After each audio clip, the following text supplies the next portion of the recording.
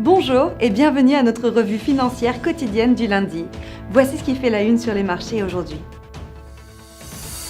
La période de transition post-Brexit n'est pas acquise, d'après le négociateur de l'Union européenne pour le Brexit, Michel Barnier, vendredi. L'euro a affiché de légers gains lors de la session de vendredi, même si l'humeur à Wall Street reste tendue après une semaine volatile. Le cours du brut a chuté comme les actions, la menace d'une paralysie du gouvernement américain pourrait amplifier ce mouvement. La paire livre-dollar a perdu 0,7% lors de la dernière session. Nous voyons un ratio acheteur-vendeur de 1,1 d'après le SSI. La paire dollarienne a exécuté une correction mineure. L'indice du sentiment spéculatif montre un ratio acheteur-vendeur de 1,3. Le cours du pétrole brut a connu un fort mouvement baissier, perdant 8,1% en 3 sessions. Le SSI montre une situation mitigée.